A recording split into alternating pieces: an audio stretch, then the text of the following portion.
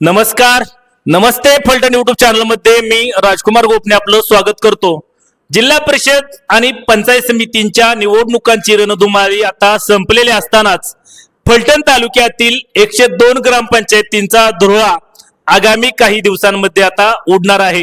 याच दृष्टिकोनातून आता निवडणूक आयोगाकडून ग्रामपंचायतच्या याद्या तयार करणे, त्याचबरोबर प्रभाग वॉर्ड तयार करणे, आरक्षण निश्चिती करणे असे कार्यक्रम सध्या सुरू झालेले आहेत। याच पार्श्वभूमीवरती फलटण तालुक्यातील वेगवेगळ्या ग्रामपंचायतचा आढावा आपण घेणार आहोत। आजच्या या व्हिडिओमध्ये फलटण तालुक्यामध्ये एक महत्त्वपूर्ण ग्रामपंचायत म्हणून ओळखल्या जाणाऱ्या ढवळ ग्रामपंचायतच्या निवडणुकीचा आढावा आजच्या व्हिडिओमध्ये घेणार आहोत। प्रामुख्याने ढवळ गावाचा जर विचार केला तर ढवळ गावामध्ये राजे गट आणि भारतीय जनता पक्ष यांची तुल्यबळ या ठिकाणी ताकद आहे।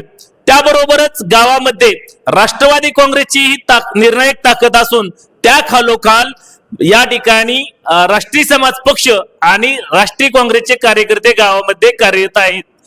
5 वर्षापूर्वी झालेल्या ढवळ ग्रामपंचायतच्या निवडणुकीमध्ये 11 पैकी तब्बल 9 सदस्य हे राजे गटाच्या एका गटाचे निवडून आले होते, तर इतर 2 सदस्य या ठिकाणी निवडून आले होते।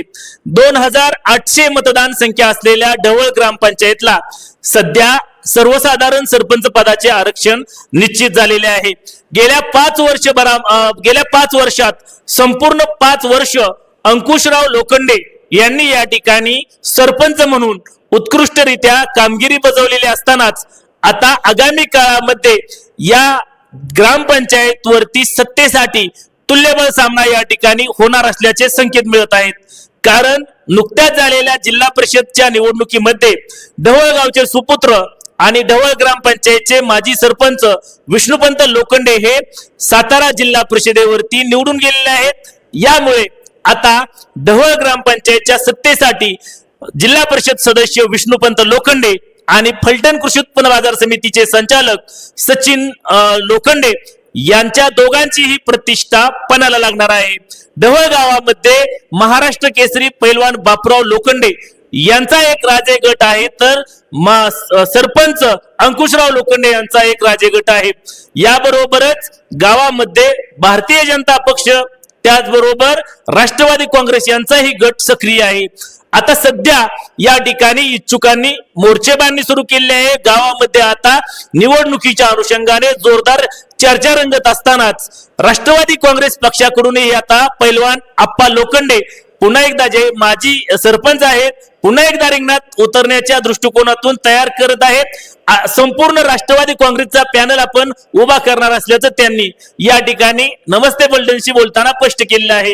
स्वतः किंवा आपला मुलगा या ठिकाणी रिंगणात थेट सरपंच पदाच्या रिंगणात उतरवणार असल्याचंही त्यांनी या ठिकाणी पृथ्वीराज लोखंडे जे आप्पासाहेब लोखंडे यांचे चिरंजीव आहेत त्यांना या ठिकाणी रिंगणात उतरवणार असल्याचंही या ठिकाणी त्यांनी स्पष्ट केलेले आहे, स्वतः किंवा पृथ्वीराज। तर दुसरीकडे बापूराव लोखंडे यांच्या गटाकडून आता कोण रिंगणात उतरतंय, त्याचबरोबर अंकुशराव लोखंडे जे 5 वर्ष यशस्वीरित्या सरपंच म्हणून त्यांनी काम पाहिलेलं आहे, ते पुन्हा एकदा या ठिकाणी रिंगणात उतरणार की बापूराव लोखंडे यांच्या गटाच्या माध्यमातून कोण रिंगणात उतरणार याकडेही लक्ष लागून राहिलेले आहे।